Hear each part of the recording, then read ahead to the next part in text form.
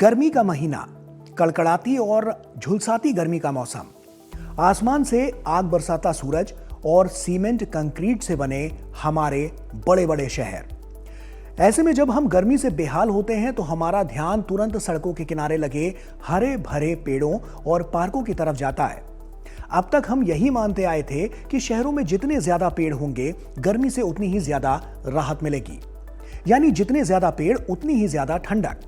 लेकिन क्या वाकई ऐसा है?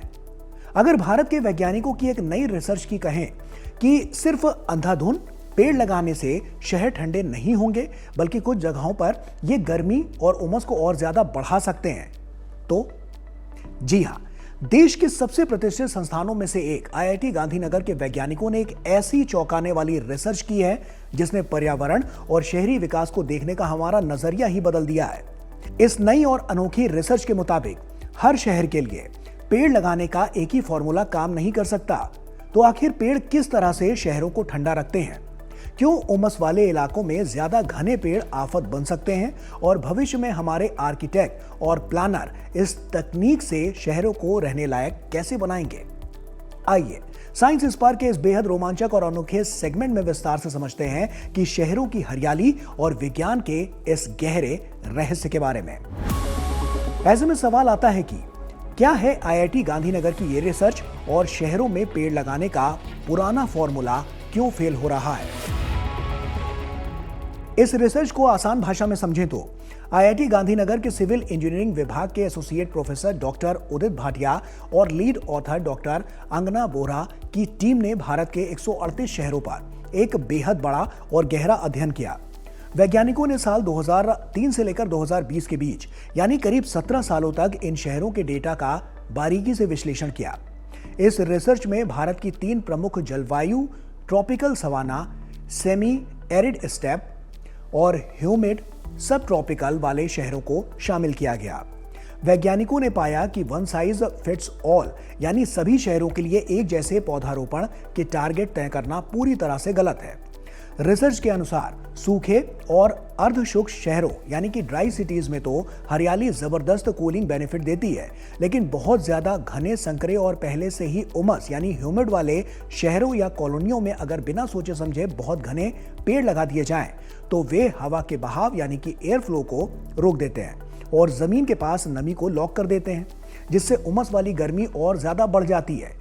यानी सिर्फ पेड़ लगा देना ही काफी नहीं है बल्कि शहर की बनावट और वहां के मौसम के हिसाब से स्मार्ट प्लानिंग करना बेहद जरूरी है। इस रिसर्च में हमने ये समझने में मदद मिली कि वेजिटेशन के अलग अलग पहलू जैसे ग्रीननेस, कैनोपी डेंसिटी और फोटोसिंथेटिक एक्टिविटी अलग अलग क्लाइमेट जोन्स में हीट इंडेक्स को कैसे प्रभावित करते हैं। हमारा मुख्य निष्कर्ष ये है कि अर्बन ग्रीनिंग बहुत जरूरी है, लेकिन यह one size fits all solution नहीं है। सूखे या खुले इलाकों में हरियाली का कूलिंग बेनिफिट मजबूत हो सकता है, जबकि ह्यूमिड और कम हवादार शहरों में डिजाइन और वेंटिलेशन बहुत महत्वपूर्ण हो जाते हैं। वैज्ञानिकों ने गर्मी को मापने के लिए किस नए वैज्ञानिक तंत्र या तरीके का इस्तेमाल किया है? देखिए, ये सवाल बहुत अहम है कि वैज्ञानिकों ने शहरों की इस छिपी हुई गर्मी को पकड़ा कैसे। आमतौर पर मौसम विभाग केवल जमीन की सतह या हवा का तापमान यानी कि लैंड सरफेस टेम्परेचर ही नापता है, लेकिन इंसानी शरीर गर्मी को केवल थर्मामीटर के हिसाब से महसूस नहीं करता बल्कि उसमें उमस यानी ह्यूमिडिटी का बहुत बड़ा रोल होता है।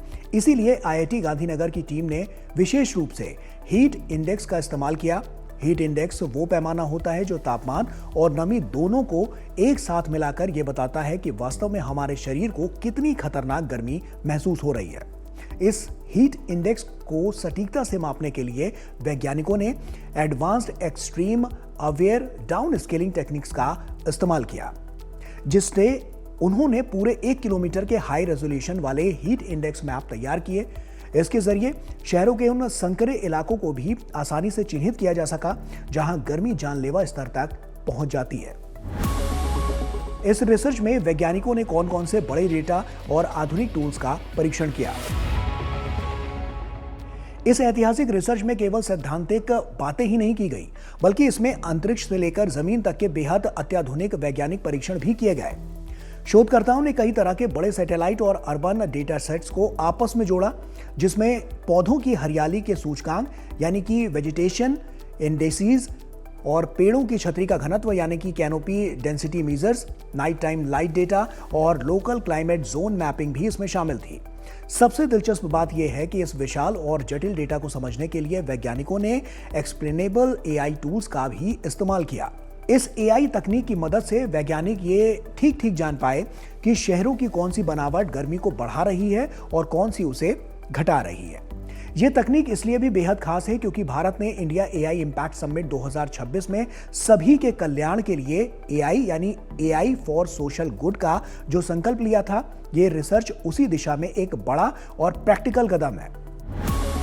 ऐसे में अब सवाल आता है कि पेड़ों से मिलने वाली ठंडक के पीछे का विज्ञान क्या है और उमस वाले इलाकों में ये क्यों बदल जाता है।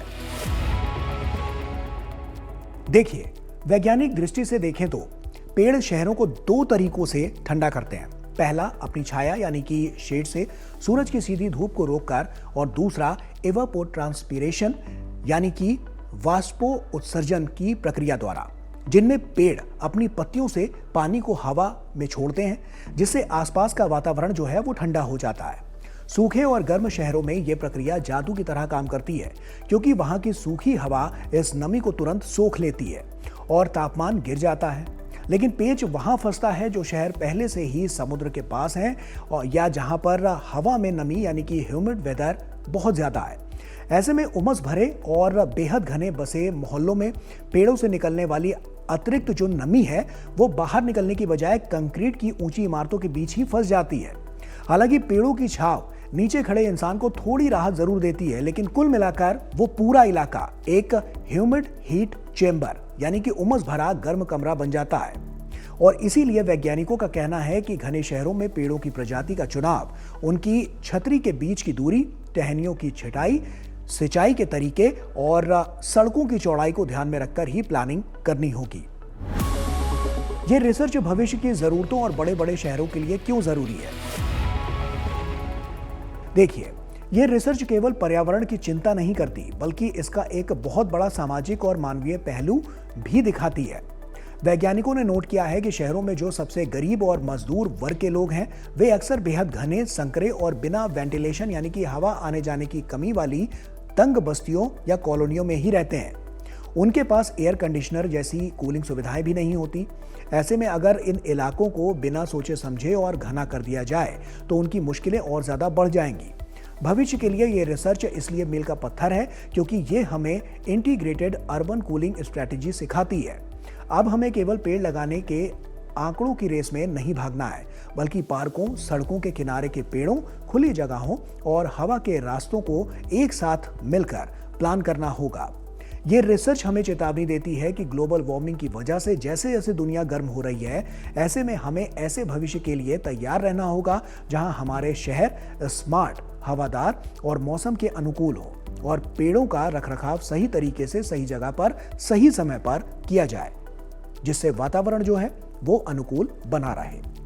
भविष्य में भारतीय शहरों को हीट स्ट्रेस, ह्यूमिडिटी और रैपिड अर्बनाइजेशन का सामना साथ साथ करना होगा। ऐसे में अर्बन ग्रीनिंग बहुत जरूरी अडेप्टेशन स्ट्रैटेजी है। लेकिन हमारी रिसर्च दिखाती है कि केवल ज्यादा पेड़ लगाना पर्याप्त प्लानिंग प्रिंसिपल नहीं हो सकता। शहर को क्लाइमेट रिस्पॉन्सिव ग्रीनिंग की जरूरत है, यानी हर शहर और हर नेबरहुड में local climate, urban density, air flow, canopy structure और स्पीशीज सिलेक्शन को ध्यान में रखकर हरियाली डिजाइन करनी होगी। तो कुल मिलाकर देखें तो आईआईटी गांधीनगर की ये शानदार रिसर्च विज्ञान और हमारे रहने के तौर तरीकों के रिश्ते को एक बिल्कुल ही नई दिशा देती है। अब तक हम शहरी हरियाली को केवल पेड़ों की गिनती से मापते थे, लेकिन अब पता चला है कि सही जगह पर सही तरीके से लगाया गया एक पेड़, जी हां, सिर्फ एक पेड़ भी हवादार असली जीवन दे सकता है। यह खोज हमें सिखाती है कि प्रकृति का हर नियम बेहद अनोखा है और जब हम आधुनिक विज्ञान, एआई और पर्यावरण की समझ को एक साथ मिलाते हैं, तभी हम आने वाली पीढ़ियों के लिए एक सुरक्षित, सुंदर और ठंडी दुनिया का निर्माण कर सकते हैं।